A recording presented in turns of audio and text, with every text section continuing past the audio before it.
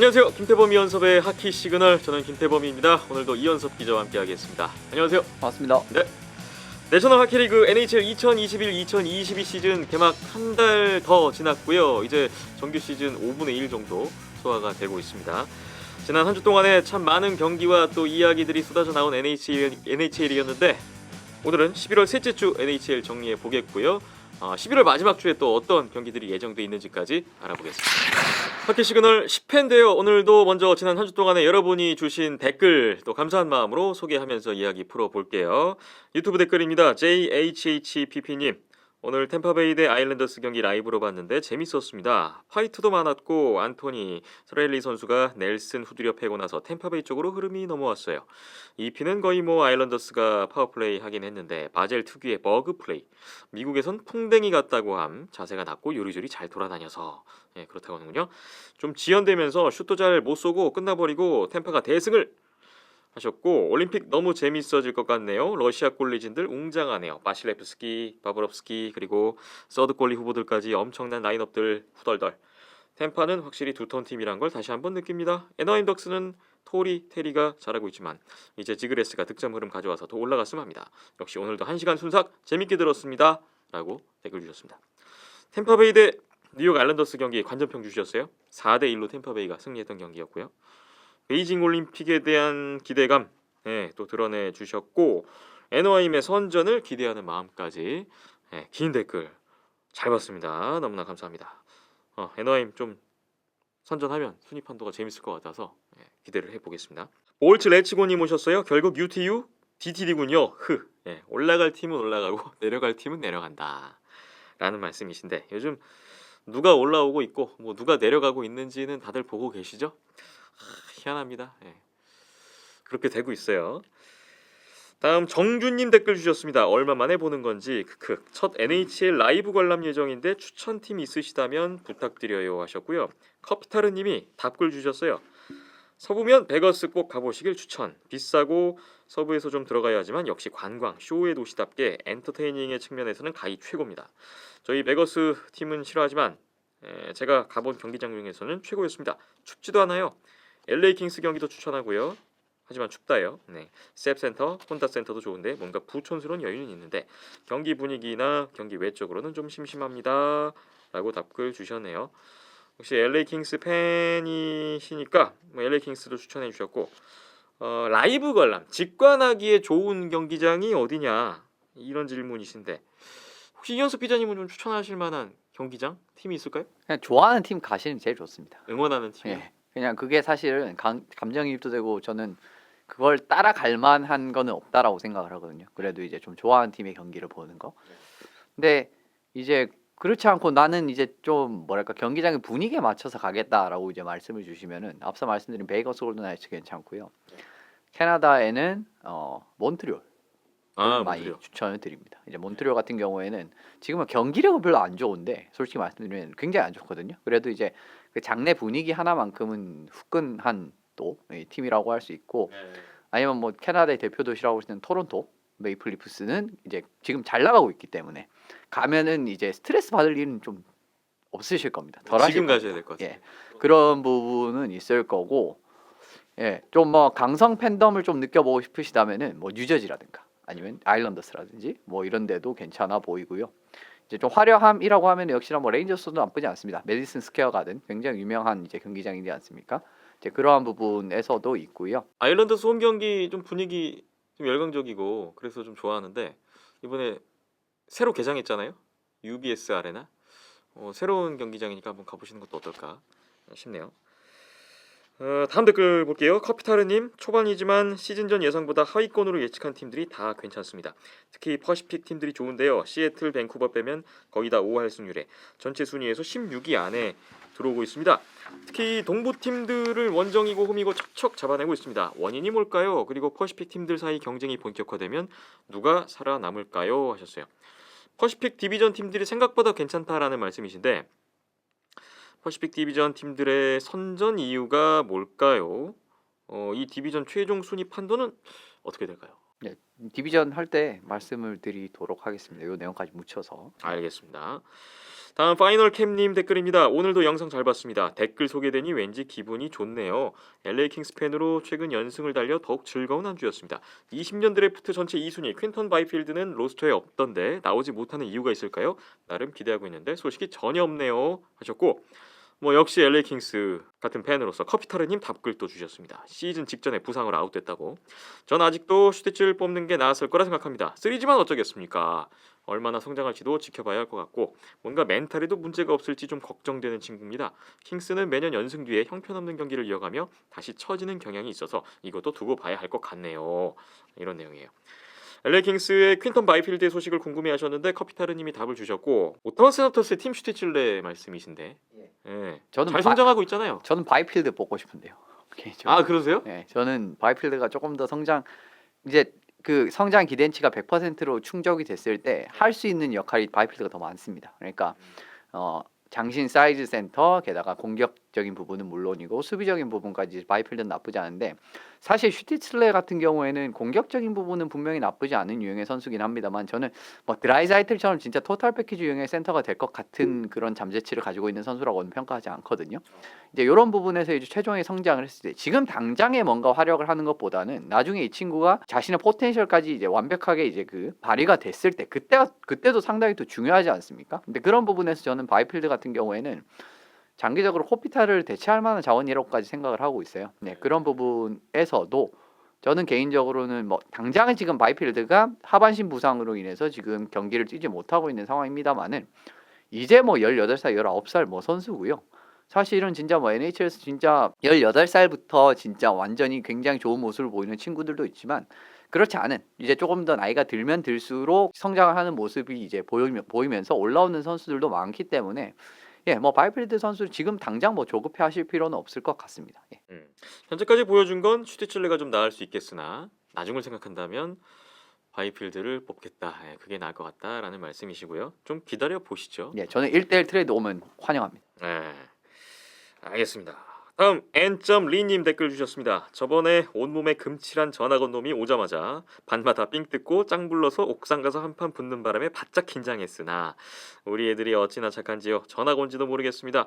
누가 크라켄 온다 그랬어? 이거 그냥 문어잖아 하셨어요. 베이거스 골든나이츠 이야기신 것 같고, 앞에 내용은 이제 뒤 내용은 시애틀 크라켄 이야기신 것 같은데, 아 베이거스의 그 신생팀 때와 시애틀의 그 올 시즌 신생팀의 모습이 너무나 달라서 판이하죠, 아주. 네. 판이합니다. 물론 아 이제 요즘 시애틀 심각한데요 지금. 베이거스도 물론 출발이 별로 좋지는 않았던 걸로 기억을 하거든요. 이제 그 시즌을. 근데 결국은 이제 굉장히 어떻게 보면은 이 그림 같은 시나리오를 쓰면서 좋은 모습으로 이제 굉장히 좀 전설적인 이제 프랜차이즈의 첫 시작을 알렸었는데, 네.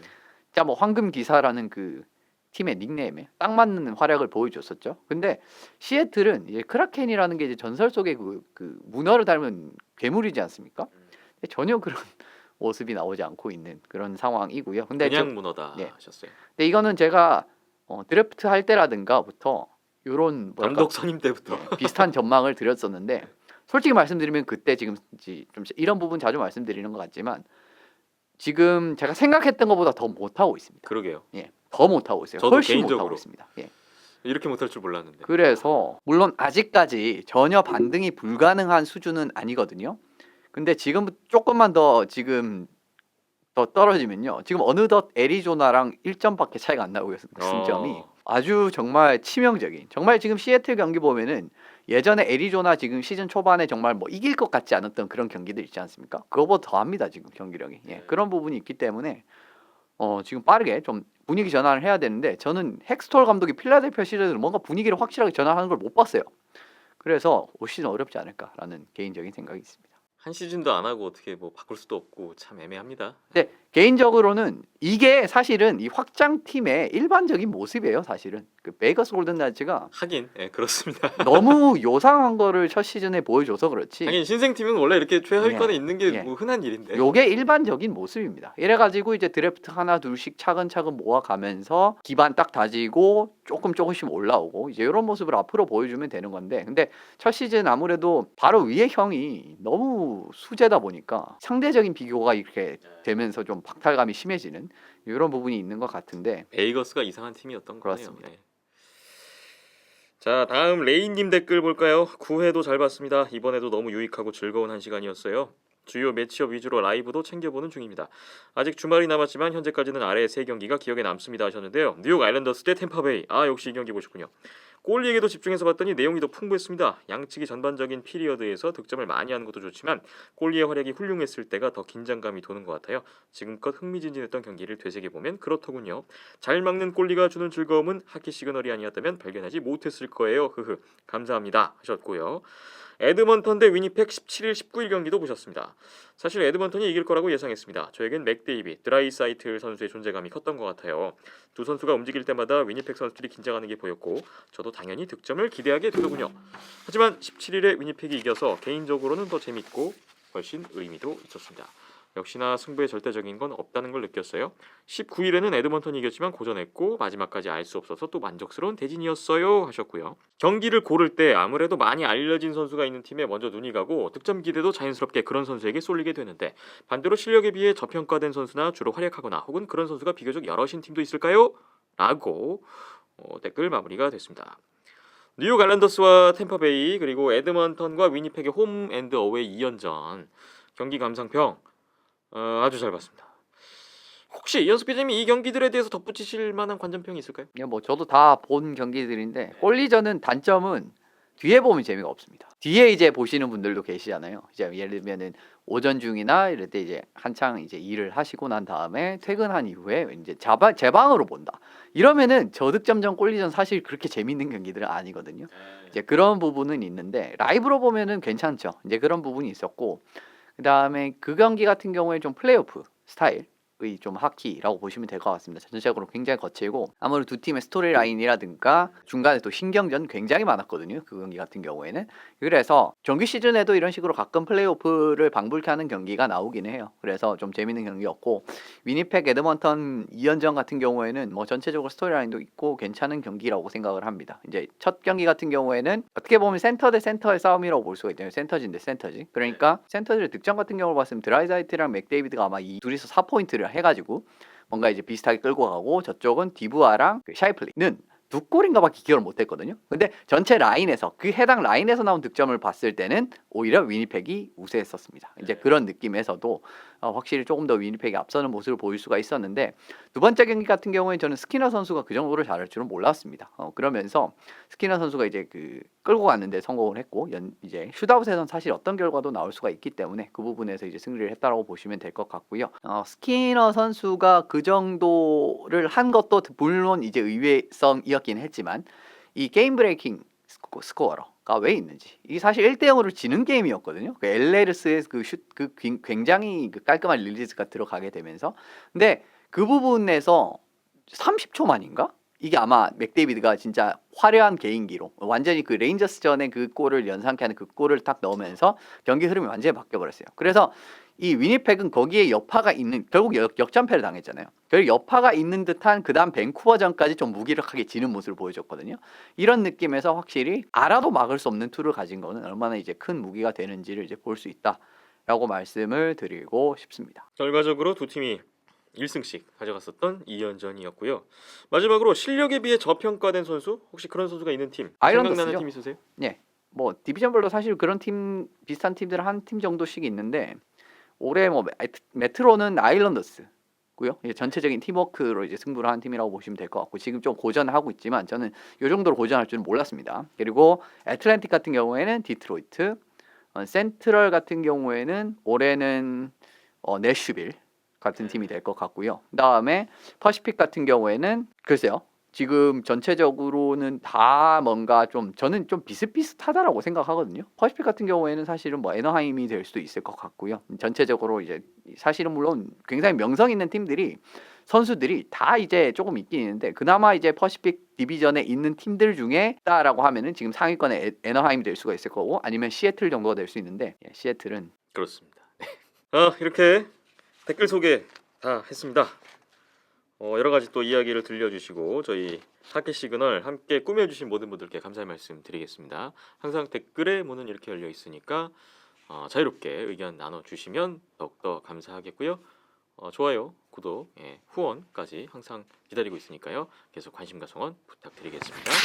내셔널 하키리그 NHL 지난 한 주 어떤 결과들이 있었고 순위 판도에는 또 어떤 변화들이 있을까요? 각 팀별로 어떤 움직임을 보였는지 지금부터 잠시 짚고 넘어가는 시간 가져보겠습니다. 오늘도 먼저 동부 컨퍼런스 메트로폴리탄 디비전 순위 보면서 이야기를 나눠보죠. 캐롤라이나 허리케인스가 지난주에 8연승 중이던 애너하임을 잠재웠고요. 오늘도 난타전 끝에 LA를 잡고 4연승 달리면서 굳건하게 선두를 지키고 있는데 워싱턴의 추격이 또 만만치가 않네요. 승점 1점 차 워싱턴이 뒤따르고 있습니다. 뉴욕 레인저스가 토론토전 지면서 최근 4연승은 마감됐는데 여전히 상위권 유지를 하고 있습니다. 자, 먼저 상위권 세 팀의 움직임 어땠습니까? 뭐 캐롤라이나는 여러모로 완벽한 경기를 저는 펼치고 있다라는 생각이 듭니다. 지금 사실 뭐 일정으로 그렇게 쉬운 일정도 아니라고 생각을 하는데 애너하임을 잡은 부분에서 어떻게 보면 굉장히 워싱턴과는 좀 극명한 차이라고 보시면 됐었을 것 같아요. 네. 이제 워싱턴은 이제 결국 끌려가는 경기를 하다가 이제 동점을 만들고 연장에서 패배를 했었지만 이제 캐롤라이나는 그렇지 않았다라는 부분. 그리고 LA전 같은 경우 오늘 같은 경우에는 또 난타전 같은 부분 다양한 경기 양상에서 지금 경기를 계속 잡는 것까지도 보여주고 있기 때문에 지금 뭐 캐롤라이나의 이런 이 진짜 올해 지금까지의 전력이라고 생각을 한다면 전 충분히 스탠리컵도 가능하다라고 생각을 하거든요. 네. 근데 이 부분은 아직 뭐 5분의 1밖에 지나지 않은 시점이기 때문에 말씀드리긴 너무 속단이긴 하지만은 지금까지의 경기라고 봤을 때 충분히 가능하다라고 생각을 합니다. 그다음에 워싱턴이 제일 인상적인 팀이라고 할 수가 있는데 지금 사실 메트로 디비전에서는 제가 자주 말씀드렸듯이 팀 주축 부상의 선수들이 부상을 당했음에도 불구하고 지금 이 정도의 경기력이 나온다는 점, 그리고 일부 신인 선수들 사실 올해 그렇게 신인 선수들을 그렇게 기대를 많이 안 했던 캡스거든요. 근데 맥마이클이라든지 아니면 올해 프로타스 선수라든지 그다음에 릴슨 선수라든지 뭐 이렇게 신인 선수들이 꽤 그 팀의 좋은 모습을 보여주고 있고 페르바리 선수 같은 친구들도 지금 잘 자리를 잡은 모습을 보여주고 있단 말이에요. 이런 부분에서 지금 워싱턴이 전체적으로 경기력이 전반적으로 봤을 때 나쁜 경기력이 별로 없습니다. 그래서 이제 쭉 안정적으로 지금 승수를 쌓아가고 있는 이제 이런 모습이라고 보시면 될 것 같고, 결국 캘리포니아 3연전 굉장히 어려울 수 있는 3연전이었지만 2승 1연장패를 했어요. 이 정도면 저는 굉장히 성공했다라고 생각을 하고요. 레인저스 같은 경우에는 지금까지의 모습 자체는 괜찮았지만 이 팀은 좀 공격이 아무래도 좀 꾸준하지 못한 느낌은 많이 받습니다. 그러니까 한번 진짜 불이 붙어서 터질 때는 진짜 한 피리어드에 몇 득점이라도 가능한 팀이긴 하지만은 한번 뭔가 좀 제 생각대로 풀리지 않는 요런 이제 패턴이 나오게 되면은 또 좀 늪에 빠지는 이제 요런 양상이 있고, 결과적으로 요런 모습이 또 토론토전에도 잘 나왔거든요. 이런 부분까지도 생각을 해본다면은 약간은 좀 불안한, 그래도 이제 기본적으로 공격 체계를 굉장히 잘 잡는 갤런스 감독의 이제 팀답게 여전히 이 공격적인 부분에서 뭐 괜찮은 부분이라든가 전체적으로 뭐 많은 득점 자체는 올리는 경기가 많기 때문에, 그리고 성적 같은 부분도 잘 따라오고 있는 뭐 이런 상황인 것 같습니다. 네. 그리고 4위부터 7위까지 4팀이 승점 1점 차로 모여 있는데요. 필라델피아, 뉴저지, 콜럼버스, 피츠버그 이렇게 위치하고 있습니다. 콜럼버스가 디트로이트 애리조나에게 승리를 했고 오늘 베이거스전까지 이겼다면 3연승이 됐을 텐데 2대 0으로 이기던 경기를 역전패를 했고요. 피츠버그 펭귄스 같은 경우에는 시드니 크로즈비 선수가 시즌 첫 골을 넣었죠. 그 결승골로 몬트리올전 이기면서 3연패를 끊었는데 이후에 이제 토론토전 셧아웃 승리까지 2연승 기록을 했습니다. 이 네 팀은 어떻게 보셨습니까? 예, 뭐 필리는 그냥 뭐 필리다운 느낌이라고 생각을 할 것 같고, 뭐 뉴저지도 그냥 큰 폭의 뭔가 변화는 없는 좀 요런 느낌인 것 같지만, 뭐 콜럼버스 전체적으로 사실 뭐 요 네 팀 같은 경우에는 저는 아주 큰 그거는 못 봤고요. 근데 피츠버그 같은 경우에는 아무래도 지금 크로즈비 선수도 돌아왔고 뭐 카터 선수도 이제 들어온 데다가 전반적으로 전력이 조금씩 안정화가 되고 있는 모습이 나오고 있거든요. 부지런한 스케이팅이라든지 스케이팅 스피드가 빠른 팀이기 때문에 이런 부분을 잘 살려서 수비적인 부분에서 뭐 패스 동선을 조금 더 부지런한 움직임을 끊어낸다든지 아니면은 요런 이제 수비 지역에서 굉장히 좋은 모습을 보여주고 있는 상황인데, 이런 느낌으로 그러니까 골텐더에 지금 사실은 자리나 드스미스가 그렇게 아주 뛰어난 느낌의 골리는 아니기 때문에 수비적인 부분에서 조금 더 이제 이런 부분에 부담을 덜어줄 필요는 있거든요. 근데 지금까지는 뭐 나쁘지는 않은 것 같습니다. 최근 이제 한 두어 경기를 봤을 때는. 그래서 크로즈비 말킨 뭐 이렇게까지 이제 말킨까지 다 돌아와서 어느 정도 전력 구축이 되고 센터진 이제 1, 2, 3 펀치 다 있고 하게 된다면은 전 충분히 이제 피츠버그도 지금 순위보다는 조금 더 올라올 수 있을 가능성이 있다라고 생각을 하고요. 예, 그렇습니다. 네. 그리고 지금 뉴욕 아일랜더스가 8위인데 한 2주 전까지만 해도 그래도 올라올 팀 올라오는구나 싶었는데 좀 이상해졌어요. 아일랜더스가 지난주에 템파베이 플로리다 원정 2연전 모두 졌고 오늘 UBS 아레나 홈 개막전에서도 패하면서 최근 5연패에 빠졌습니다. 개막해서 첫 14경기 원정 13연전을 다 마쳤는데 지금 디비전 최하위 3위와도 승점 10점 차 이상이 나고 있어요. 여기에 지금 수비수 라이언 필록 선수 부상으로 한 달 이상 아웃 소식까지 나온 상황입니다. 아일랜더스가 좀 어려운데요 갑자기 또. 전체적으로 좀 침체되는 양상으로 빠지고 있는 국면이라고 보시면 될 것 같습니다. 그러니까 장기 시즌엔 사실 어떤 팀이라도 이런 느낌의 안 좋은 흐름이 오게 마련이거든요. 근데 아일랜더스는 사실 지금 상황에서 왔다라고 보시면 될 것 같고요. 전체적으로 일단 공격 자체가 너무 지금 잘 풀리지 않는 모습이 전반적으로 두드러집니다. 이런 부분에서 아무리 수비적인 게임이 잘 된다고 할지라도 결국은 그 이상으로 득점을 하지 못하면 이길 수 없는 경기이지 않습니까? 이런 부분에서의 경기가 계속 반복이 되고 체킹이라든지 좀 부지런하게 압박을 하는 그런 운영 자체도 지금 분위기가 워낙 침체돼 있다 보니까 이런 경기 운영 자체도 지금 잘 안 굴러가는 모습 자체가 경기 내에서 굉장히 많이 보이고 있어요. 오늘 캘거리전 같은 경우에도 사실은 3피리어드쯤 돼서야 예전 아일랜더스 같은 느낌의 경기가 나왔거든요.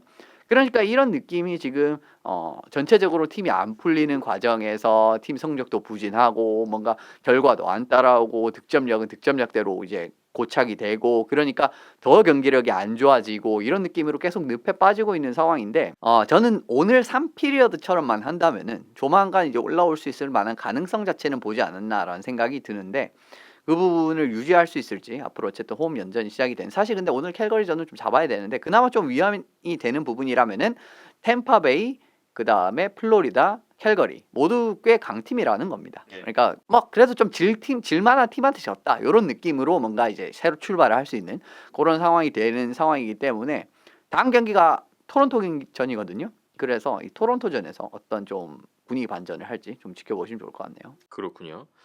메트로폴리탄 디비전 여기까지 하겠습니다. 다음 동부 컨퍼런스 애틀랜틱 디비전 보겠습니다. 현재 선두는 여전히 플로리다 팬서스인데 뉴욕 아일랜더스를 잡고 5경기 만에 승리를 추가했어요. 이후에 3연승 달렸고요. 올 시즌 홈 경기 10전 전승 이어가고 있는 플로리다군요. 그리고 2위가 토론토 메이플립스인데 4연승 대 4연승의 대결이었죠. 뉴욕 레인저스전을 잡았고 5연승을 달리다가 오늘 피츠버그에게 잡히면서 5연승은 끝났는데 최근 12경기에 10승 2패 좋은 흐름 계속됐던 지난주였고요. 그리고 3위가 템파베이 라이트닝인데요. 최근 9경기 연속 승점을 올렸어요. 7승 2OT.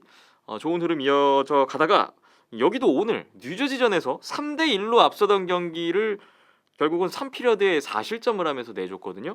이 역전패를 하는 바람에 10경기 만에 정규패를 기록한 템파베이 라이트닝이었습니다.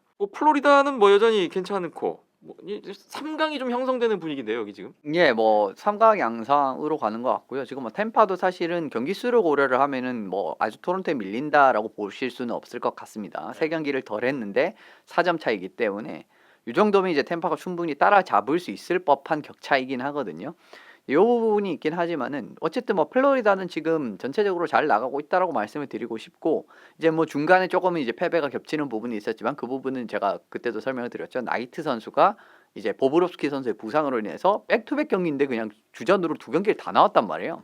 그런 경기에서는 아무래도 2경기 모두 굉장히 좋은 결과를 내기는 어렵다라고 생각을 했었습니다. 그래서 이런 부분을 좀 잘 탈피한 것 같고 오늘도 이제 굉장히 이제 화끈한 공격력을 보이면서 좋은 승리를 거두는 거 보니까 플로리다는 크게 걱정을 안 해도 될 것 같습니다. 그리고 보브롭스키 선수도 아직까지는 괜찮아요. 물론 이제 뒤에 좀 추격을 당하는 그림 자체가 나오긴 했습니다만은 그래도 이제 초반에 많은 골을 득점을 한 상황이기 때문에 큰 문제가 되지 않았던 이제 이런 부분이고 토론토는 역시나 전 조금은 걱정이 되는 팀이라고 생각을 해요. 근데 좋은 흐름 자체는 분명히 있었습니다만은 결과적으로 오늘 경기에서 선제골을 넣지 못했고 피츠버그가 굉장히 역습이나 이런 데서 마무리가 좋은 팀이라고 하지 않았습니까? 근데 토론토 같은 경우에는 중간에 굉장히 큰 수비 실수를 많이 하는 팀입니다. 그러니까 전체적으로 수비력이 괜찮았던 경기라고 할지라도요. 중립 지역에서의 그런 문제라든가 아니면 수비 지역에서 뭔가 클리어가 안 돼가지고 턴오버가 돼가지고 굉장히 좋은 찬스를 준다든지 이런 느낌에서 보시면은 위험한 찬스를 참 많이 내주는 팀이거든요. 근데 그 위험한 찬스에서 오늘 2번 딱딱 먹히고 그 뒤에 복구가 전혀 안 되면서 지는 모습이 나왔습니다. 근데 사실은 이게 정말 어떻게 보면은 한 끗 차이 경기라고 할 수 있는 게 사실은 제가 이제 토론토의 경기들을 쭉 보고 말씀을 드리는 부분은 지난 승리를 가져왔던 경기들이 대부분 근소한 점수차의 승리였어요. 그리고 토론토가 대부분 선제골을 넣었던 경기였고 다 선제골을 넣었던 경기였을 겁니다. 아마 지금 이제 피츠버그 전을 제외하면 최근 수 경기 이제 버펄로전을 제외를 하면요. 근소하게 차. 근데 이렇지 않은 경기 항상. 그러니까 이번에는 선제골을 뭔가 그 수비의 실수로 인해서 좋은 찬스가 나왔을 때 캠벨 선수가 어찌저찌 막아가지고 우리가 어떻게 선제골을 넣으면 그때부터 자기가 원하는 그림체가 나오는 부분은 좋았거든요. 그 부분은 이제 좋지만 오늘같이 캠벨이 못 막았어요. 리드를 내줬어요. 따라가야 되는데 슛을 퍼붓고 그런데 계속 막히고 패스길 계속 잘리고 그 다음에 공격이 원한대로 전개가 안 되고 그러니까 더 슛을 바라보고 더 플레이가 안정도가 없어지고 이런 느낌에서 지난 플레이오프 때랑 크게 다른 모습을 발견하지 못했거든요. 그래서 저는 여전히 토론토의 경기 운영 양상 자체는 조금 더 지켜볼 필요가 있지 않나라는 여전히 제 시각은 견지를 하겠습니다. 저는 이런 부분이 있고요.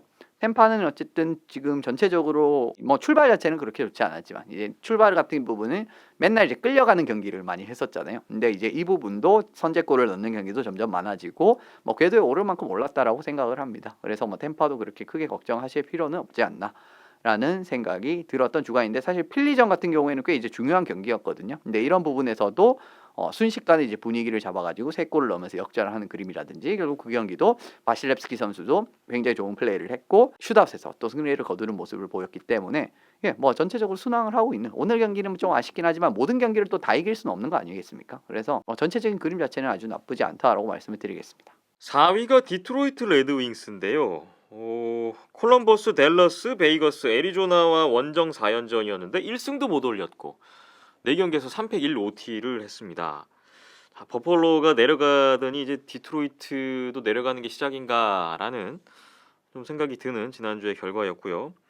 보스턴이 좀 올라왔죠? 최근에 좀 하위권 팀들을 연이어 만나면서 3연승, 최근 5경기 4승 1패를 챙기면서 좀 올라오고 있는 보스턴의 모습 확인을 할 수가 있습니다. 그리고 뭐 버펄로, 몬트리올, 오타와 이 하위권은 뭐 여전했던 지난 한 주였습니다.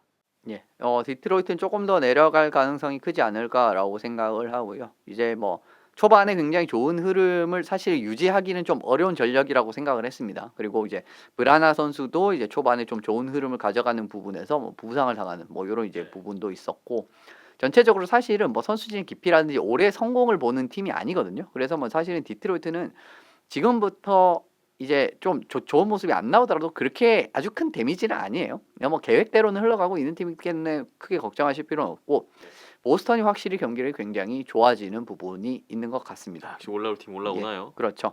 아무래도 뭐 맥커보이 선수 같은 경우에도 지금은 진짜 거의 1번 수비수에 걸맞는 그러한 모습을 보여주고 있고 뭐 1라인도 여전히 분전을 하고 있는 데다가 코일 선수 뭐 이런 선수들 어떻게 보면 올해 어떻게 보면 2라인 센터로서 굉장히 중요한 역할을 해줬던 코일 선수까지 최근에 경기력이 올라오는 그런 그림이 보여줬기 때문에 보스턴은 지금 뭐 조만간 뭐 상위권 경쟁에도 합류할 수 있을 만한 그림을 만들 수 있지 않을까라는 생각이 듭니다. 뭐 나머지 아래 세 팀은 크게 인상적인 부분이 없었기 때문에 이번 주에는 지금 오타와도 경기 많이 못했죠? 그렇죠. 지금 10명의 코로나 환자가 발생을 했기 때문에 경기가 중단이 됐거든요. 3경기가 지금 연기가 된 상황입니다. 그래서 경기를 뭐 아예 못했고요.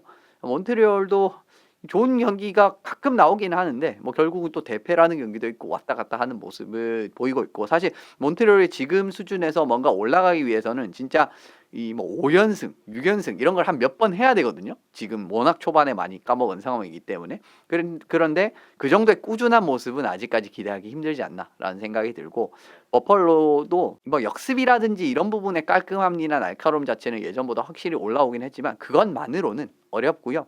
초반에 어떻게 보면 좋았던 앤더슨이라든가 그다음에 토카스키 결과적으로는 이 2명으로는 시즌 끝까지 사실은 그 초반의 기세를 유지할 수가 없다라고 말씀을 드렸는데 그런 모습이 그냥 나오게 되면서 서서히 내려가고 있는 그런 상황인 것 같습니다. 자기 자리를 찾아간다고 보시면 돼요. 네. 애틀랜틱 디비전 정리를 해봤습니다. 동부 컨퍼런스 상황 먼저 봤고요. 이제 다음 서부 컨퍼런스 보겠습니다. 서부 컨퍼런스 센트럴 디비전인데요. 현재 미네소타와 위니펙이 나란히 승점 22점으로 1, 2위에 올라 있어요. 미네소타 와일드가 최근 5경기에 2승 3패를 기록하면서 좀 달아나지는 못했던 지난주였고요. 지금 선두권에선 지금 세인트루이스가 최근에 좀 좋지가 않은데 홈에서 애리조나에게도 패하면서 3연패를 기록했었고요. 이후에 세너데이 잡고 5경기 만에 승리를 추가했지만 최근 4연패 중이던 밴쿠버에게 또 패배를 했고 오늘 댈러스전도 졌습니다. 최근 7경기에서 1승에 그치고 있는 세인트루이스 블루스네요.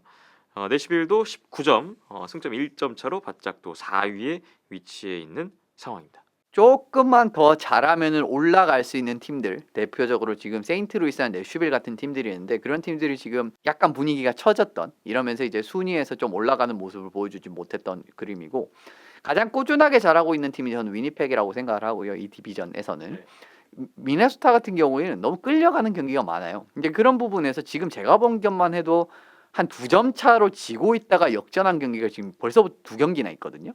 근데 그런 느낌에서 계속 끌려가는데 운이 좋아서 뭔가 따라가는 그림을 만들어내서 그런 식으로 역전하는 경기도 있지만, 사실은 뭐 3피리어드 중반 후반까지 2점 차가 나고 이런 경기는 역전승하기가 그렇게 자주 나오는 그림이 아니에요. 그래서 좀 안정적인 부분에서는 좀 맛이 덜하다 라고 말씀을 드리고 싶고요. 물론 지금 이제 성적 자체는 나쁘지 않습니다만은 좀 그런 부분을 언급드리고 싶고, 세인트루이스는 결국은 비닝턴 선수가 또 최근에 그렇게 분위기가 안 좋은 모습을 보여주고 있기 때문에, 처음에 사실 최근 11월 거의 한 중순? 초순만 하더라도 뭐 비닝턴 팀 캐나다에 뽑아야 되니 뭐 이런 이야기가 나왔거든요. 근데 지금 최근 모습을 보면은 그 이야기가 쏙 들어갈 정도로, 쏙 들어가야 될 정도로 지금 비닝턴 선수의 분위기가 굉장히 안 좋기 때문에, 이런 부분에서 사실은 비닝턴의 활약이 좀 중요하다라고 말씀을 계속 드리는데, 그게 이제 이루어지지 않고 있고, 오늘 같은 경우에는 토리 크루그 선수까지, 이 선수는 이제 공격적인 부분은 괜찮지만 수비적인 부분 조금 이제 부족할 수도 있다라고 말씀을 자주 드렸던 선수 아닙니까? 그런데 이 부분에서 뭐 퍽처리 실수를 해가지고 좀 과감한 플레이하다가 뭐 실수를 해서 역습으로 이제 댈러스한테 허용을 한다든지, 이런 느낌의 수비적인 부분에서 여전히 좀 불안정한 모습이 이제 계속 나오고 있는 상황이기 때문에, 저는 개인적으로 세인트루이스도 조금은 공격력 자체는 나쁘진 않지만은 나머지 부분에서는 조금 더 보완할 필요가 있지 않나라는 생각이 들었었고요. 내슈빌은 저는 개인적으로 좀 지금 기대를 초과하고 있는 그런 이제 상황이기 때문에, 뭐 사실 이제 토론토전도 패배를 했었고 오늘 있었던 경기 몬트리올에게 패배를 했죠. 이제 이런 모습이 나오게 되면서 좀 꾸준하게 이렇게 가기는 좀 어려운 이런 모습, 왔다 갔다 하는 모습을 보여주고 있지 않나. 그래서 톱4 팀이 지금 이제 상위 4팀 자체가 아주 그림 자체가 나쁘진 않습니다만은, 그래도 지금까지 제가 봤을 때는 가장 안정적으로 잘하고 있는 팀이 위니펙이다라는 생각이 듭니다. 네, 상위 4팀이 경기 수가 똑같고 승점 3점 차, 1위에서 4위까지 몰려 있는 상황의 센트럴 디비전이에요. 자, 그 아래 순위를 보면 5위가 콜로라도 애벌랜치인데 최근 4연승을 달리고 있고요. 위 상위 그 4팀보다 3경기를 덜 했어요. 그렇기 때문에 뭐 얼마든지 지금 또 선두 경쟁을 할 수 있는 그런 위치에 있지 않나 싶고, 댈러스가 승점 16점으로 6위에 있고요. 시카고, 애리조나 이렇게 위치하고 있는 하위권 순입니다. 시카고 블랙호크스 같은 경우에는 에릭 킹 감독 들어오고 나서 4전 전승을 달리다가 오늘 에드먼턴전에서 일단 5경기 만에 처음으로 패했네요. 자, 밑에 4팀 한 말씀 해주실까요? 콜로라도는 이제 점점 올라오고 있는 그림인 것 같습니다. 지금 사실 맥키넌 선수가 부상을 당하면서 또 한 번 나가게 됐거든요. 시즌 초반에는 코로나 때문이었고 지금 같은 경우에는 부상으로 지금 전력에 이탈을 하는 그런 상황이 됐는데, 그래서 진짜 위기가 찾아올 수가 있었던 일정이었거든요. 일정 자체는. 그런데 그 위기 상황에서 오히려 지금 굉장히 많은 승리, 계속 연승을 달리고 있고 분위기가 전혀 떨어지지 않는 모습, 이런 부분을 보여주고 있기 때문에 제가 생각했을 때는 이 굉장히 중요한 승점들이라고 생각을 하거든요. 지금 다른 팀들보다 상위 4팀보다 3경기를 덜 했는데 내슈빌이랑 승점 2점 차이밖에 차이가 안 나고, 세인트루이스랑도 이제 3점 차이, 크게 차이가 나지가 않습니다. 이런 부분에서 물론 이제 콜로라도가 아직 경기력에 대한 불안점이 없다라는 건 아니거든요. 그래도 일단 기본적으로 득점력이 강점인 팀이, 득점력이라는 강점이 지금 복귀가 된 상황이기 때문에 이런 부분에서 저는 이제 콜로라도는 확실히 좀 이제는 좀 올라올 수 있을 만한 기세를 타지 않았나라는 생각이 듭니다. 제 기대에는 참 아주 많이 못 미치긴 합니다만은, 그래도 좀 이기는 경기 같은 경우에는, 오늘 경기 같은 경우에도 그렇게 나쁘지 않았고 좀 극명합니다. 이 팀 같은 경우에는 좀 사이즈나 어떻게 보면 스피드가 조금 떨어지는 팀을 상대로는요 정말 안정적으로 그냥 딱딱 잡아내는 모습 보여주고 있거든요. 지금 세인트루이스 전도 그랬죠, 필라델피아 전도 그랬죠. 그런 느낌으로 잘 이제 풀리는 느낌이 나오는데, 속도, 부지런한 활동량, 그 다음에 아주 사이즈에서 강점은 없지만은 전체적으로 스케이팅이 빠른 이런 팀들한테는 그냥 끌려다니는 모습을 계속 보이다가 지는 양상이 계속 지금 반복되고 있어요. 대표적인 부분이 이번에 미네소타전 대패 같은 부분이 굉장히 대표적인 예시라고 말씀을 드릴 수가 있는데 이렇게 사실은 극명하게 뭔가 이제 그 스타일이 나오게 된다면은 지금 리그는 문제가 뭐냐면요. 지금 리그는 계속 이제 스피드 바탕, 역습 바탕, 그 다음에 부지런한 활동량, 스피드, 스케이팅 스피드 이게 굉장히 강조되는 리그로 가고 있거든요. 이런 과정에서는 댈러스가 사실 잡을 수 있을 팀들이 점점 없어지고 있는 겁니다.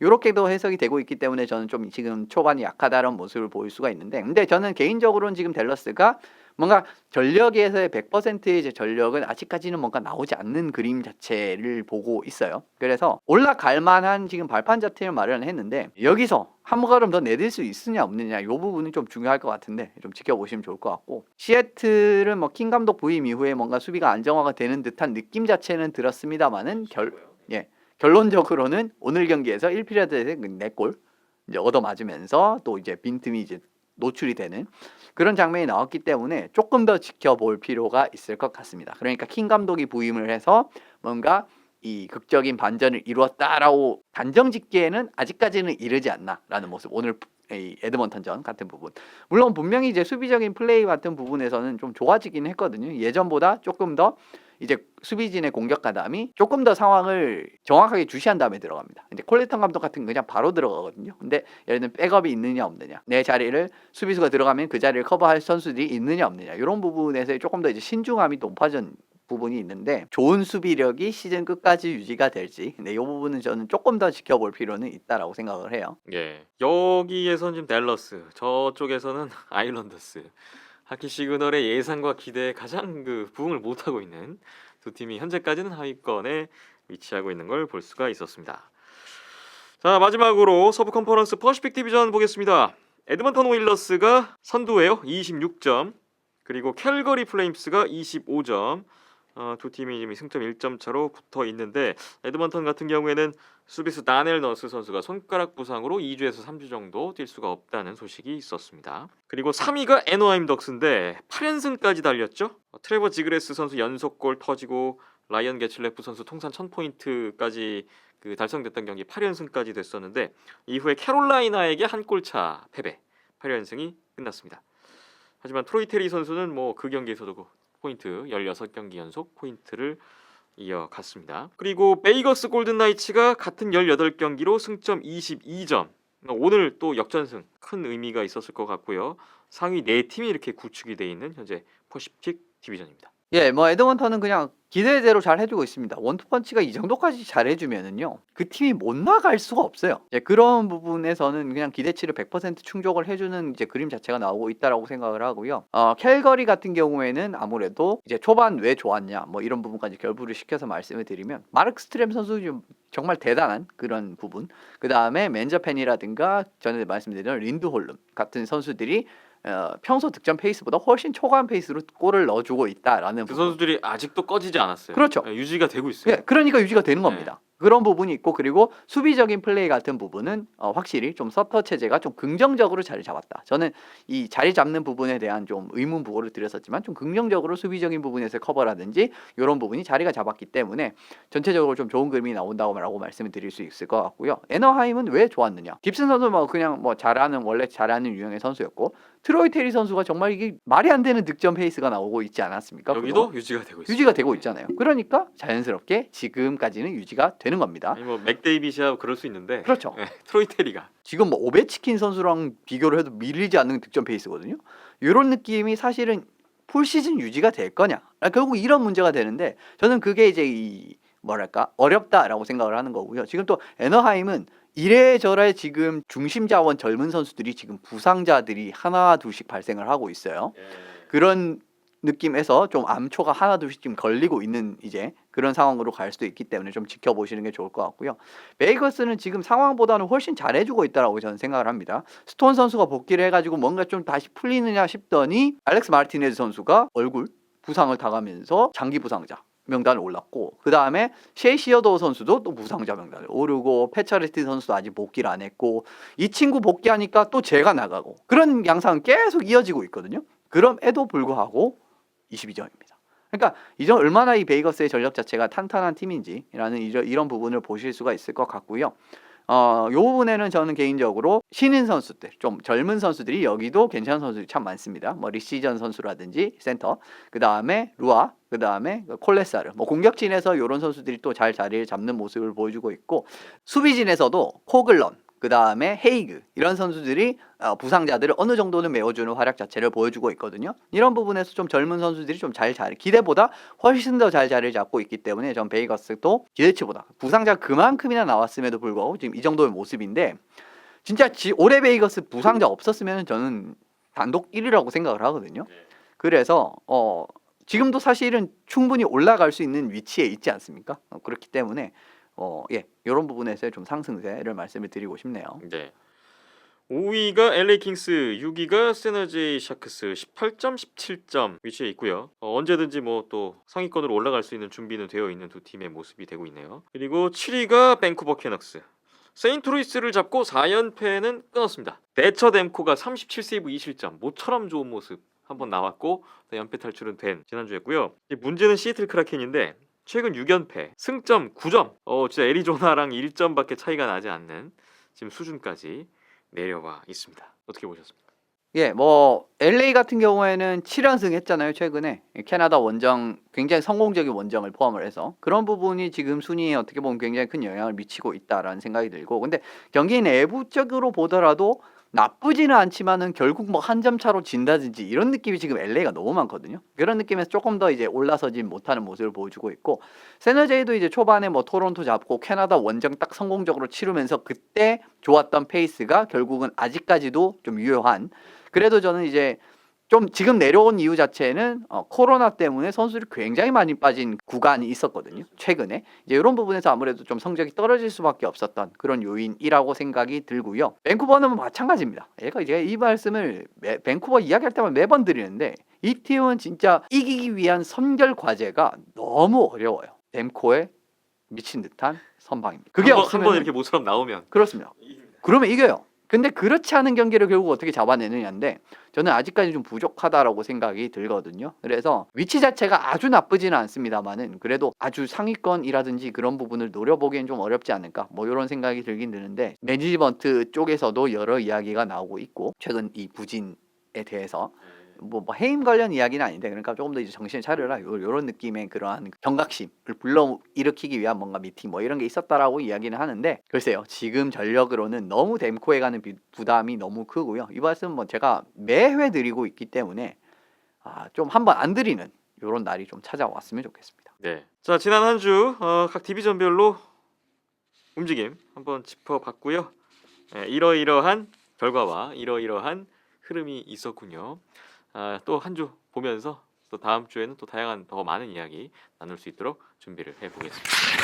네, NHL 주간 매치업 리뷰 시간입니다. 우리나라 시각으로 11월 20일 토요일 경기였습니다. 콜로라도 애벌렌치 대 시애틀 크라켄의 경기를 준비했습니다. 이 경기 전까지 좀 분위기가 상반됐었던 두 팀이라고 할 수가 있겠는데요. 콜로라도 같은 경우에는 밴쿠버를 두 차례 잡아내면서 포함을 해서 3연승을 달리면서 어떻게 보면 좀 맥키넌이 빠진 부분에 대한 그러한 좀 빈틈 같은 부분이 크게 드러나지 않고 오히려 분위기가 꺼지지 않은 이제 이런 모습을 보여주고 있었고요.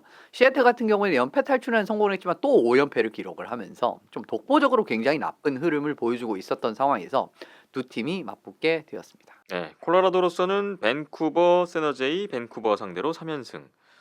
계속되는 이제 퍼시픽 디비전 팀들과의 대결이 됐고, 시애틀로서는 5연패 중인 가운데 홈 6연전의 네 번째 경기이기도 했습니다. 이 두 팀의 이날 대결에서 좀 주목을 받을 수도 있었던 선수가 있었어요. 예, 뭔가 그렇죠. 좀 스토리 라인 좀 될 수 있었던 그런 부분들이 있었잖아요. 사실은 이제 그 확장 드래프트 팀이기 때문에 그때 이제 넘어간 선수들도 그렇고, 그 다음에 하나 더 있죠. 한 명 더 있죠.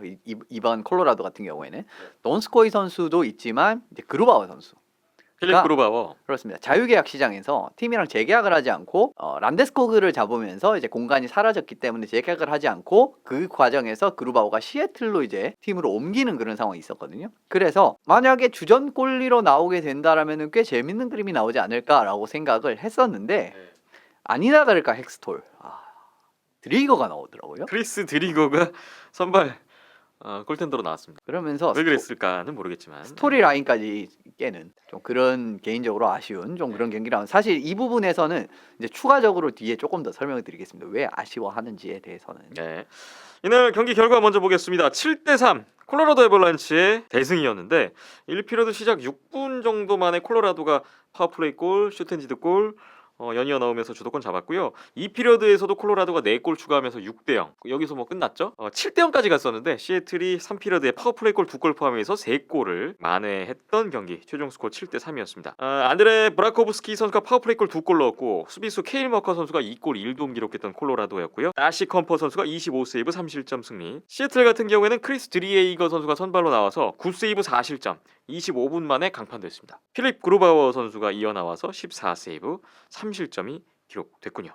콜로라도가 뭐 넉넉하게 손쉬운 낙승을 거두는 분위기로 봤는데요. 역시 뭐 콜로라도의 가장 큰 장점이라 할 수 있는 어떤 그 득점력, 공격력 뭐 그대로 드러났던 경기가 아니었나 싶습니다. 예, 뭐 그대로 드러났죠. 사실 지난 7경기에서도 사실 이 득점력이 살아난 부분을 이제 알아볼 수가 있었는데 평균 4골 이상씩을 득점을 했었습니다. 평균적으로 따지면 4골씩은 그냥 꼬박꼬박 넣으면서 이제 승리를 좀 이제 그 좋은 결과가 나왔던 이제 뭐 중간에 이제 2골밖에 못 넣은 경기였지만 전체적으로 따지면은 평균 4골 정도는 넣는 이런 모습이 나왔었거든요. 그런데 이번 경기에도 그런 모습이 여전히 이제 보여줬다라는 부분이고요.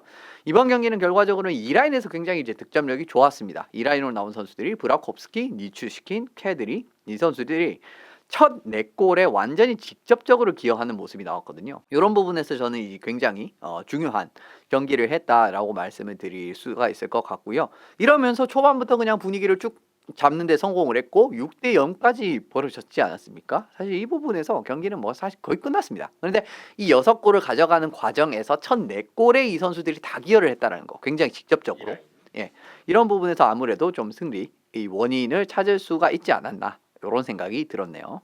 콜로라도가 올 시즌에도 현재 경기당 평균 3.79 득점, 플로리다, 에드먼턴에 이어서 전체 3위입니다. 뭐 지난 시즌과 마찬가지로 뭐 공격에서는 전혀 문제가 없다.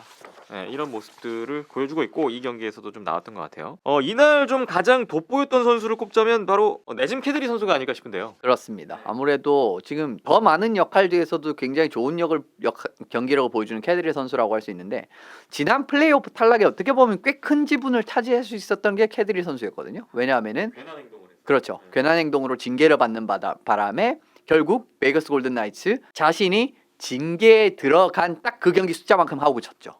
패배를 했죠. 이러면서 이제 굉장히 큰 비난을 많이 받았던 이제 캐드리였긴 했는데 이번 시즌 같은 경우에는 초반부터 굉장히 지난 시즌에 좀 과오를 씻어내기 위함인지 모르겠는데 좋은 경기력을 보여주고 있습니다. 지금까지 14경기에서 5골 14어시스트 어떻게 보면 지금 굉장히 선수 생활에서도 이만큼 좋은 출발을 했던 적이 없었던 걸로 기억이 나고요. 그 다음에 더 중요한 활약이 이 부분이 뭐냐면은 맥키넌 선수가 지금 빠진 상황에서 이렇게 잘 해주고 있다라는 게 굉장히 중요한 겁니다. 그러니까 누군가 한 명이 부상이 되고 누군가 한 명이 나가게 되고 이러면 그 누군가가 대체를 해줄 수 있느냐 없느냐가 이게 굉장히 중요하거든요. 사실 장기 시즌이라는 걸 감안을 해보면은 그런 상황 자체는 어떤 팀이라도 발생을 할 수가 있습니다. 그런데 지금은 맥키넌이라는 굉장히 큰 빈 자리를 캐드리가 완벽하게 채우고 있는 모습 이런 모습이 나오고 있기 때문에 굉장히 중요하다고 말씀을 드리고 싶고요.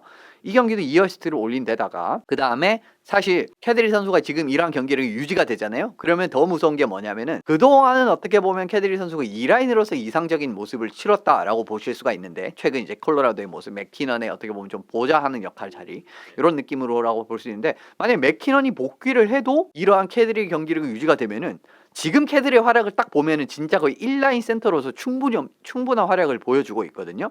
1라인 센서가 실질적으로 2명이 생기게 되는 힘까지도 보여줄 수가 있는 겁니다. 그렇기 때문에 아무래도 지금 캐드리 선수가 오늘 경기에서도 그렇고 올 시즌에 지금 초반에 굉장히 좋은 이제 스타트를 보여주고 있는 거는 콜로라도 입장에서 굉장히 큰 도움이 될 수 있는 그런 결과라고 보시면 될 것 같네요. 네, 네짐 캐드리가 올 시즌 현재 팀 내 포인트 1위, 뭐 리그 전체를 봐도 10위권에 해당하는데 상당히 좋은 페이스의 시즌 초반 보내고 있습니다. 이제부터는 시애틀 얘기를 좀 해볼게요. 이 경기까지 패하면서 6연패가 됐는데 요즘 뭐 경기력이 총체적 난국이다. 뭐 그런 말씀을 하셨어요. 좋은 경기, 진짜 좋은 흐름 자체가 거의 없습니다. 시애틀의 경기 같은 경우에는 최근에 정말 좋지 않은 흐름이라고 할 수 있고, 사실 대패를 하고 지는 경기 자체는 82게임 시즌에는 분명히 그런 경기는 나오기는 해요. 근데 이게 문제가 되는 부분은 너무도 다양한 방식으로 실점을 했다라는 겁니다. 진짜 뭐 하키에서 볼 수 있는 실점은 다 봤다고 해도 무방할 수준의 이제 그러한 경기라고 보실 수가 있는데, 리바운드 골도 여러 번 나왔죠. 쇼트핸디드 역습골 나왔죠. 페이스오프 이후에 그냥 페이스오프 그 셋업 플레이에서 실점하는 장면도 나왔죠. 공격 지역에서 포지션 플레이 그냥 끌려다니다가 실점을 하는 부분, 그런 부분에서 진짜 뭐 그냥 너무도 다양한 상황에서 실점을 하는 모습이 많았거든요. 이런 부분에서 아무래도 좀 수비적인 부분이 이 경기는 좀 문제가 되는 요런 플레이가 이제 자주 노출됐다고 말씀을 드릴 수 있는데, 특히 수비적인 부분에서 이 팀의 플레이가 너무 지금 애매해요. 그래서 또 좀 애매하다는 말씀 나. 많은 그런 위험을 초래하는 장면이 있었거든요. 퍽 쪽으로 너무 신경이 쏠려가지고 반대편에 들어오는 선수의 거대한 커버를 아예 신경을 못 쓰는 장면이라든가, 그 다음에 상대방의 공격수의 그런 그 움직임 자체를 지속적으로 놓치는 장면들이 계속 반복이 됐었고요. 그 다음에 리바운드가 이제 나오면은 이제 수비수라든지 공격수도 이제 이런 부분을 예측을 해서 그런 부분을 처리를 하는, 물론 이제 리바운드 골을 한두 골 먹힐 수는 있는데 이 경기는 리바운드 골 거의 한 3골 정도 나왔던 걸로 기억을 하거든요. 이러면은 기본적으로 리바운드가 튀었을 때 좀 이제 다른 이제 수비수라든지 공격수도 이런 부분을 커버를 들어가 가지고 처리를 하는 이런 게 필요한데, 그런 것도 전혀 나오지가 않았습니다. 이런 부분에서 너무도 좋은 찬스들을 상대방에게 많이 허용을 했고, 하필이면 그게 지금 공격력이 제일 리그에서 뛰어나다고도 할 수가 있는 콜로라도를 상대로 이런 찬스를 계속 내준다? 그럼 경기 못 이기는 겁니다. 예, 네. 그렇기 때문에 질 수밖에 없었던 그런 양상이었지 않았나라는 생각이 들었던 경기였어요. 네. 시애틀이 현재 경기당 평균 3.88 실점, 리그 전체 꼴찌입니다. 수비는 좀 될 줄 알았는데 좀 너무나 기대 밖에, 예상 밖에 지금 성적이 나오고 있는데, 근데 좀 특이한 게 경기당 평균 슈팅 허용이 25.9개, 리그에서 가장 적어요. 예, 그렇죠. 슈팅 허용은 제일 적다는 얘기인데 실점은 제일 많다. 이걸 어떻게 해석해야 되는 것인지. 그러니까 수비가 문제인데 그 중에서 특히 골리가 문제인가? 뭐 이렇게 좀 생각을 해보기도 했거든요. 이걸 어떻게 봐야 될까요? 저는 이 경기를 봤을 땐 둘 다였습니다. 너무 좋은 찬스들을 계속 많이 내주고요. 그런 과정에서 너무 좋은 찬스들을 많이 내준다면은 이건 자연스럽게 슈팅이나 이런 걸 전체적으로 다 차단해도 굉장히 좋은 찬스를 내주게 되면 자연스럽게 그 실점할 확률 자체는 굉장히 높아지지 않습니까? 네. 그런 부분이 결과적으로 많이 반복이 됐다라고 생각이 들고요. 그리고 또 골문에서도 문제가 없었냐라면 그건 아니에요. 그러니까 골문에서도 문제가 있었던 겁니다. 그래서 이 경기 주전으로 낙점된 드리거, 포지셔닝, 리바운드 부분 완전히 거의 낙제점이었거든요. 이 경기 같은 경우에는 포지셔닝이 정말 최악에 가까웠습니다. 그러면서 이제 실점이 되는 부분에서 이제 그 어떻게 보면 안 좋은 이러한 흐름이 반복이 되는 이제 그런 부분이 있었고요. 문제점 결국 지속적으로 되면서 오늘 경기 주전으로 이제 뽑았던 어떻게 보면은 그런 부분은 이 악수가 됐다라고 말씀을 드리고 싶고요. 결국 첫 4실점하고 그루바우로 교체가 됐는데 그루바우도 3실점을 허용을 했어요. 근데 그루바우가 사실 경기를 그렇게 나쁘지 않았습니다. 3실점에도 불구하고 사실은 수비진의 1차적인 붕괴가 저는 그루바우어의 3실점 중에 적어도 2개는 굉장히 크게 연루가 됐다고 생각을 하거든요. 하나는 이제 리바운드가 좀 처리를 조금 더 멀 쪽으로 해가지고 아예 이제 공격수가 그 리바운드를 쇄도하는 공격수, 슈팅을 쳐서 쇄도하는 공격수가 아예 그 리바운드를 잡을 수 없을 정도로, 어떻게 보면 그 부분에서 리바운드 처리가 실수를 했다라는 부분은 그렇다고 치지만은 전반적으로 사실 그루바우 선수가 이 경기 못하지는 않았습니다. 그래서 수비적인 진에서 1차적으로 붕괴를 한 부분이 실점의 연관이 크게 됐다라고 생각을 해야 되는데, 저는 이런 경기였으면 그루바우가 주전으로 나왔어야 된다라고 생각을 하거든요. 왜냐하면 기본적으로 선수들이 굉장히 승부사들입니다. 그래서 지는 거라든지 아니면은 뭐 FA 시장에서 나를 잡지 않은 거에 대해서 후회하게 해주겠어, 요런 느낌의 그러한 그 동기부여 자체가 들어갈 수 있는 경기였거든요, 이 경기는. 그리고 실제적으로 그런 부분이 굉장히 잘 표출되었던 게 베이거스 골든나이츠였습니다. 1년차 골든 미스피츠라고 이제 그 언론에서 많이 표현을 했었는데, 그러니까 팀에서 어떻게 보면은 낙오된, 팀에 잘 맞지가 않아서 어떻게 보면은 지키지 않았다, 그런 식으로 해석을 할 수가 있잖아요. 그래서 이제 딴 팀으로 넘어갔다고 해석할 수가 있는데, 그런 부분에서 어떻게 보면 선수들이 우리를 이렇게 보호하지 않은 거에 대해서 후회하게 해주겠어라는, 저는 그런 부분에 대한 동기부여 자체도 베이거스 골든나이츠가 1년차에 굉장히 무서운 성적을 낼 수 있었던 원인이라고 생각을 하거든요. 근데 오늘 경기 상대 누구였습니다? 콜로라도였어요. 근데 콜로라도는 선택을 할 수가 있었죠. 왜냐하면은 자유계약 시장에 란데스코그냐 그루바우냐 선택을 하는 과정이었거든요. 란데스코그를 선택을 했습니다. 그러면은 선수 입장에서는 이거를 내가 후회하게 만들어 주겠어. 굉장히 그 전의를 불태우는 느낌으로 가게 되고 생각보다 그런 느낌에서 좋은 결과가 나오는 게 스포츠에 왕왕 있거든요. 올 시즌에도 많이 봤잖아요, 우리. 예. 예, 전 소속팀 상대로 잘하는 거. 그렇습니다. 예. 그게 사실은 비단 학기뿐만 아니라 모든 스포츠를 통틀어서요. 그런 느낌이 굉장히 많습니다. 그래서 저는 이런 부분도 헥스톨 감독이 이용을 해야 된다고 봤었거든요. 근데 역시 우리의 헥스톨. 그루바오의 어떤 동기부여, 승부욕을 자극할 수 있는 그렇죠. 기회의 경기인데 예. 여기서 또 내지 않는 선택. 내지 않는 선택. 이거 좀 이게 이해하기 어렵다. 헥스톨이거든요. 네. 이게 헥스톨 감독입니다. 여러분은 이게 드디어 이제 보고 계신 거예요. 이거 필라델피아 시절에 참 어쨌든 근데 너무 또 답답한 한탄을 할까 봐서 여기 이 정도로 하고 저는 개인적으로 이러한 요인에서도 이 경기는 적어도 드리거 대신에 그루바워를 냈어야 된다고 봅니다. 뭐 여러 가지 문제인데 뭐 수비도 문제고 골문도 문제고 기용도 문제고 예, 총체적 난국이다 이런 말씀을 다시 한번 드리게 되는데 올 시즌 현재 지금 시애틀의 골문을 지키고 있는 세 선수가 있잖아요. 세 선수 기록을 보니까 먼저 필립 그루바우 선수가 14경기에 87.5%에 3.27입니다. 지난 시즌에 40경기 나와서 92.2% 1.95 매지나 후보로 거론됐던 골리가 지금 기록이 이렇게 폭락했고 크리스 드리에이거 선수도 지난 시즌에 23경기나 나와서 92.7% 2.07을 찍었던 선수가 올 시즌 일단 3경기 나왔는데 79.1%에 4.78 폭락이죠. 조이 다코드 선수 올 시즌 2경기밖에 안 나왔는데 85.5%에 4.06 지난 시즌에 8경기 나와서 그래도 이거보다 나왔어요. 89.7%에 3.27 이 골리 3명이 지금 전원 다 지난 시즌에 다른 팀이 있을 때보다 기록이 너무나 안 좋아졌다는 거. 예.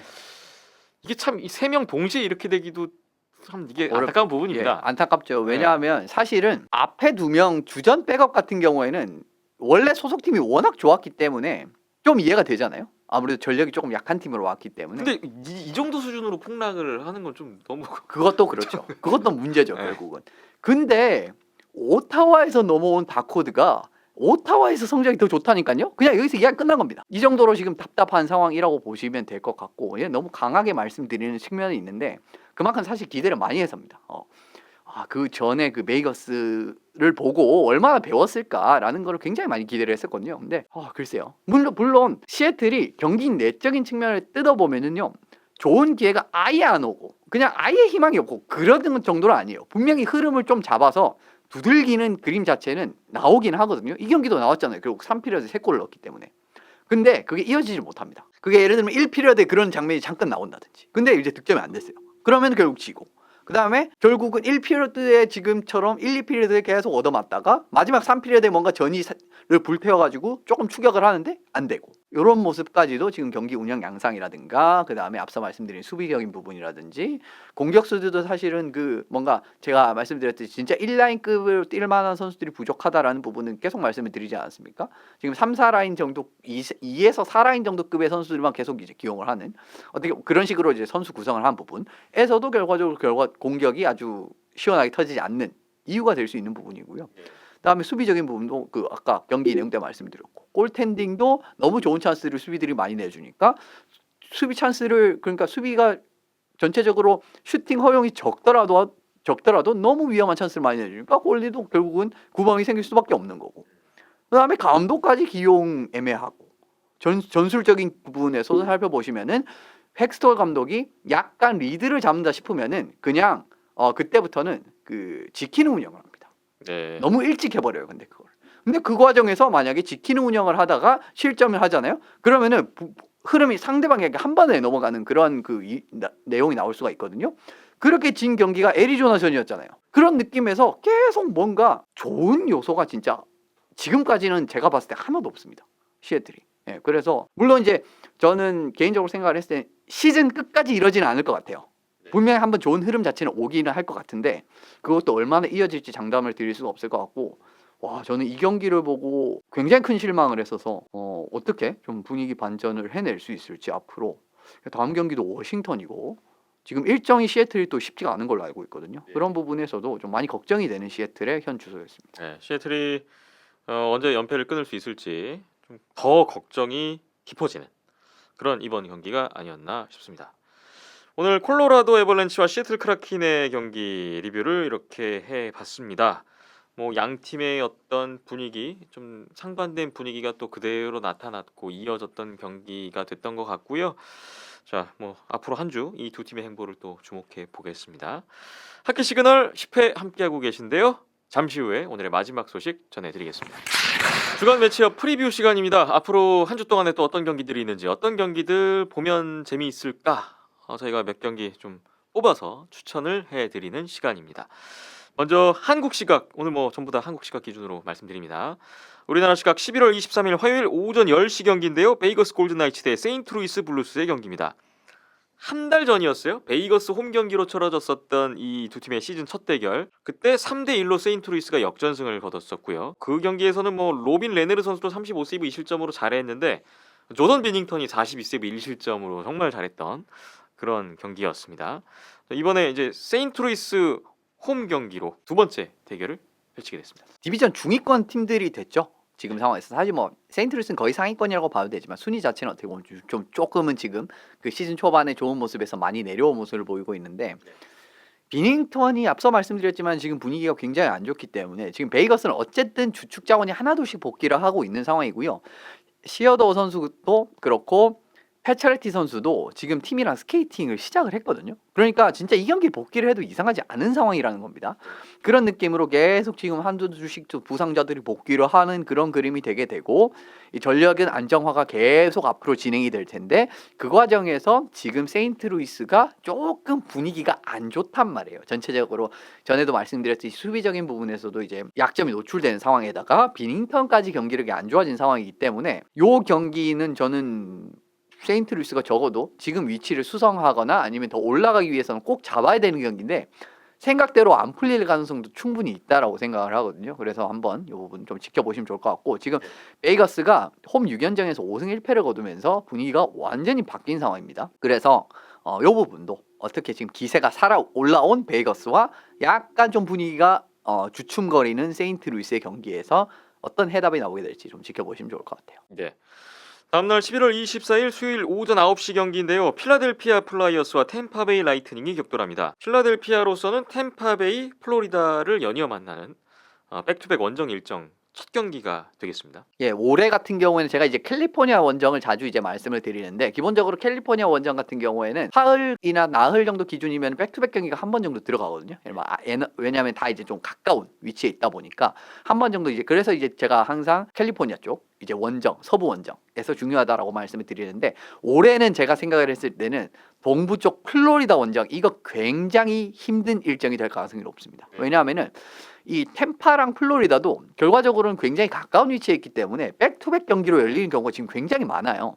지금 아일랜더스도 그런 느낌이었고요. 필라델피아도 지금 템파, 그 다음날 플로리다.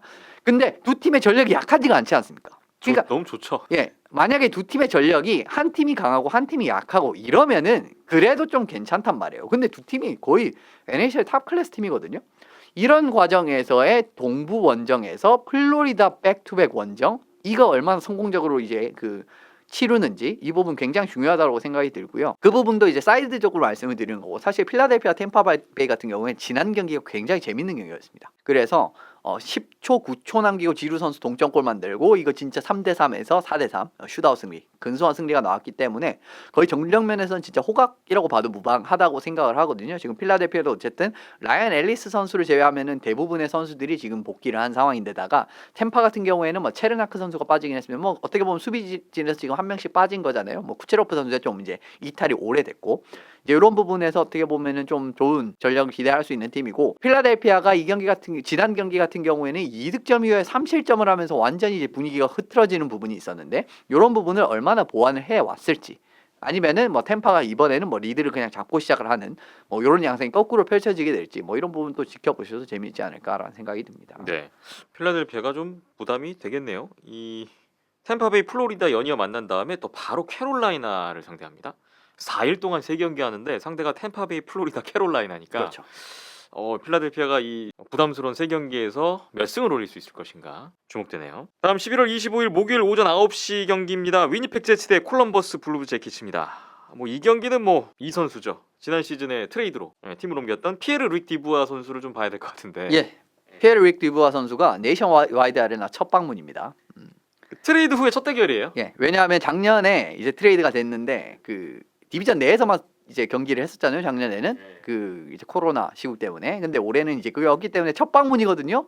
굉장히 열렬한 환호 저는 기대를 합니다. 아마 좀 야유라고 이제 생각을 하시면 될 것 같고요. 그래도 뭐 지금 뭐 감독도 뭐 나간 상태고 올해 어떻게 보면 디부아 선수가 등번호를 바꾸지 않았습니까? 80번으로.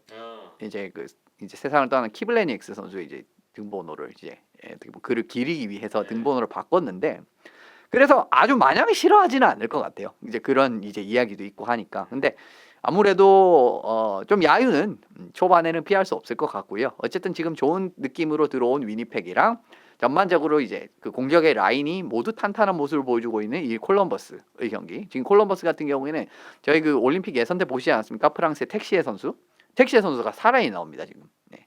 그 정도로 굉장히 이제 그 공격 라인이 탄탄한 모습, 여러 라인에서의 기여 이런 부분이 이제 돋보이고 있고 워런스키 선수도 올해 정말 대형 계약을 맺었잖아요. 근데 그 기대치를 완벽하게 충족하는 활약을 보여주고 있기 때문에 생각보다 전력이 지금 나쁘지가 않거든요. 그런 부분에서 요 대결 같은 경우에는 경기 내적으로도 물론 디부아라는 외적인 요소도 있지만 좀 내적으로도 굉장히 이제 치열한 경기가 될 가능성이 충분하다라고 생각이 들었습니다. 두 팀 모두 현재까지 분위기가 좋은 상태에서 만나게 되는 경기 재밌을 것 같네요. 같은 날에 11월 25일 목요일 9시 30분 경기인데 뉴욕 레인저스와 뉴욕 아일랜더스가 만납니다. 올 시즌 뭐 현재까지는 레인저스의 성적이 더 좋은데요. UBS 아레나에서는 이 두 팀이 또 첫 맞대결이 되겠군요. 네. 네. 저는 솔직히 말씀드리면 이 두 팀의 성적이 뒤바뀔 거라고 생각을 했었거든요. 네. 지금 레인저스가 10승 4패 3연장패고요. 아일랜더스는 5승 7패 2연장패인데 이게 위치가 뒤바뀔 거라고 생각을 했었습니다. 근데 전혀 그렇지 않은 모습. 오히려 이제 새로운 감독과 어떻게 보면 좀 공격적인 부분에서 안정적으로 이제 풀어나가는 공세적인 부분에서의 게임 운영이 잘 되는 레인저스가 굉장히 지금 순위 유지를 잘 하고 있죠. 아직 제가 이제 좀 이 꾸준하지 못한다는 점을 이제 조금 말씀을 드리긴 했습니다만 전체적으로 그래도 나쁘지 않은 성적을 유지를 하고 있는 부분이 있기 때문에 근데 아일랜더스 같은 경우에는 어쨌든 홈 연전이 시작이 된 상황이고요. 게다가 토론토전이 이 전 경기입니다. 근데 만약에 토론토전을 자신들의 이제 모습 본래의 모습 그 부지런하고 그 다음에 그 근면하고 게다가 체킹으로 상대방을 귀찮게 하고 이런 모습의 늪으로 빠뜨리면서 이기는 모습 그런 모습이 결국 아일랜더스의 하키라고 보시면 될 것 같거든요. 만약에 토론토전에서 이런 경기가 살아나게 되잖아요. 홈의 그러한 그 기운을 받고 그러면은 저는 레인저스도 방심할 수는 없는 상대라고 생각을 합니다. 그래서 이런 부분에서 좀 지켜보시면 좋을 것 같고 아무래도 또 이제 두 팀이 좀 지역 라이벌리 같은 부분 이제 어떻게 보면 뉴욕 근교에 팀이 결국 세 개가 있잖아요. 뉴저지, 레인저스, 아일랜더스. 그래서 뭐 요 세 팀이 이제 맞붙을 때는 항상 뭐 어떻게 보면 좀 스토리 라인이 나올 법한 이런 부분이 있고 지금 어떻게 보면은 레인저스는 그냥 뭐 성적이 좋고 뉴저지는 기대를 굉장히 초월한 지금 성적을 보여주고 있고 그리고 아일랜더스는 사실 이제 전력 자체는 나쁘지 않기 때문에 지금 순위는 안 좋지만 그래서 올해는 정말 뉴욕 세 팀도 꽤 재밌는 경기를 많이 하지 않을까 요런 이제 생각이 듭니다. 그렇군요. 다음 경기 보겠습니다. 11월 27일 토요일 오전 9시 30분 콜로라도 애벌랜치 대 댈러스 스타스의 대결인데요. 이 두 팀은 올 시즌 개막 직전에 프리시즌에서 2연전을 가졌었는데 그때는 1승 1패씩 기록을 한 바 있고요. 정규 시즌 들어와서는 첫 대결이 되겠습니다. 네. 그 전날이 이제 현지 시각으로 추수감사절이기 때문에 이제 그 이제 우리 시각으로 26일 날은 NHL 경기가 없습니다. 그 다음 날 이제 모든 어떻게 보면은 이 매치가 집결된 이제 요런 날이 찾아오게 된다라고 말씀을 드리는데 이 NHL 뭐 앱에서도 확인하실 수 있겠지만 땡스기빙 쇼다운이었나? 뭐 그런 느낌으로 어떻게 보면은 그 추수감사절을 대표하는 이런 뭐 어떻게 보면 굉장히 풍성한 하키 이제 매치업이 기다리고 있습니다. 네. 우리나라 시각으로 27일 토요일이니까 그렇습니다. 국내 팬분들도 뭐 많은 경기들 즐기실 수 있겠네요. 예, 뭐 금요일 날 불금을 보내지 마시고 좀 일찍 주무셨다가 아침 이제 새벽 3시 알람 딱 맞춰서 레인저스 보스턴부터 딱 보시기 시작을 하시면 하루 종일 정말 오전 진종일 거의 진짜 오후까지 하키를 거의 보실 수 한 12시간 정도 보실 수가 있거든요. 그렇게 되면 그래서 좀 보실 수가 있을 것 같은데 사실 이날 같은 경우에는 굉장히 괜찮은 매치업이 굉장히 많아요. 앞서 말씀드린 레인저스 보스턴도 그렇고요. 세인트루이스 시카고 한때 또 이제 그 굉장히 라이벌리 이 두 팀이지 않았습니까? 이런 부분도 괜찮은 부분이 있고 지금 센트럴 디비전에서 굉장히 순위 싸움을 하고 있는 위니펙, 미네소타 그리고 이제 지난번 맞붙었을 때 굉장히 타이트한 경기가 펼쳐졌던 캐롤라이나, 필라델피아 그리고 플로리다, 워싱턴 게다가 지금 어떻게 보면 좀 디비전 중하위권으로 느낌이지만 몬트리올, 버펄로 뭐 이런 경기도 있고요. 시애틀, 템파베이 게다가 피츠버그, 뉴욕 아일랜더스 같은 경우에는 최근 플레이오프 때 또 많이 붙으면서 좀 악연이 쌓인 팀이지 않습니까? 이런 대진이 있는데 그래도 이 중에 제가 이제 이 한 경기를 뽑은 이유는요. 2년 전 플레이오프 때 2라운드였죠. 거기에서 이제 댈러스를 이제 콜로라도가 만나게 됐는데 수입 느낌으로 7차전 다 잡았던 거 마지막에 날려버린. 그렇습니다. 예, 댈러스가 올라간 거. 그러면서 댈러스가 콜로라도에 정말 물을 거하게 먹였었던 요런 이제 어떻게 보면 이 악연이 있는 두 팀입니다. 아, 그때 제가 콜로라도 우승을 예상했었던 기억이 또 나는군요. 예, 그렇습니다. 아, 그런데 요 이제 두 팀이 또 맞붙는 그림이 됐기 때문에 어떻게 보면은 콜로라도가 이제는 우리는 댈러스 같은 팀을 이길 수 있어 라는 모습을 보여줄 수 있을 것인지 댈러스가 여전히 지난 그 플레이오프의 악몽을 보여주면서 여전히 너희는 우리한테 안 돼 이런 모습을 보여줄 것인지 어떻게 보면 이 두 팀도 지금 순위권에서 조금 애매한 위치에 있단 말이에요. 지금 어떻게 보면 순위도 승점도 1점 차이밖에 나지 않고 굉장히 애매한 위치 5위 6위 이 애매한 위치에 있기 때문에 서로를 잡을 필요가 있는 경기거든요. 그래서 저는 좀 스토리적인 측면에서도 요 대진이 그래도 다른 대진들보다는 조금 더 무게가 이제 실리지 않나라는 생각이 들기 때문에 요 대진을 좀 추천을 드리겠습니다. 그렇군요. 자, 다음 11월 28일 일요일 낮 12시 경기 위니펙 제츠 대 캘거리 플레임스의 경기입니다. 이 경기는 어떤 관전 포인트가 있을까요? 위니펙 대 캘거리 같은 경우에는 지금 그 캐나다 서부 팀에서도 굉장히 어떻게 보면은 그 잘 나가는 팀들이지 않습니까? 그렇기 때문에 저는 위니펙 대 캘거리를 굉장히 이제 많이 추천을 드릴 수밖에 없는 상황이고요. 근데 올해 지금 캐나다 서부 팀이 전에도 말씀드렸듯이 밴쿠버를 제외를 하면은 꽤 흐름이 다 좋아요. 그래서 올해는 꽤 이제 이 대결도 직전에 위니펙 에드먼턴도 굉장히 재밌는 경기가 나오지 않았습니까? 이제 이런 부분에서도 저는 이 위니펙 캘거리도 이제 재밌는 경기가 충분히 나올 수 있는 대진이라고 생각을 하기 때문에 좀 지켜보시면 좋을 것 같습니다. 기대가 되네요. 다음 11월 29일 월요일입니다. 새벽 3시 워싱턴 캐피털스 대 캐롤라이나 허리케인스의 대결. 이거 빅매치네요. 메트로폴리탄 디비전 선두 경쟁 하고 있는 두 팀의 올 시즌 첫 맞대결이 되겠습니다. 이 두 경기는 지금 어떻게 보면 디비전에서 제일 잘 나가는 두 팀의 대결이거든요. 현 시각으로 낮 경기이기 때문에 약간은 이 뭐랄까 조금은 이제 덜 그 할 수 있습니다. 왜냐하면 낮 경기는 좀 대부분 약간은 이 퍼포먼스가 100% 발휘가 되지 않는 이런 게 있어요. 왜냐하면 선수들이 보통 이제 저녁 경기가 있기 때문에 거기에 좀 사이클이 맞춰지는 부분이 있기 때문에 좀 낮 경기는 좀 재미가 없어질 가능성도 있긴 있습니다만 어쨌든 이 대결 같은 경우에 디비전 1, 2위를 뭐 다투니 많이 하는 팀들의 대결이기 때문에 굉장히 좀 이목이 가는 이제 이런 대결이라고 생각을 해서 이 경기를 뽑아봤습니다. 네.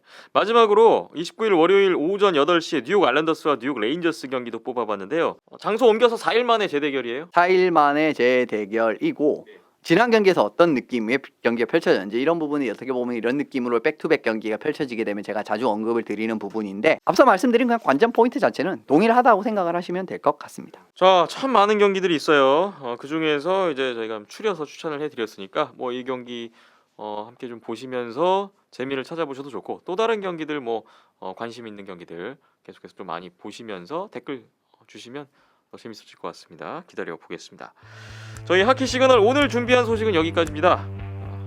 온더스포츠 유튜브 채널 팟빵과 아이튠즈, 네이버 TV와 네이버 오디오 클립에서 하키 시그널 감상하실 수 있습니다. 계속해서 관심 방송을 부탁드리겠습니다.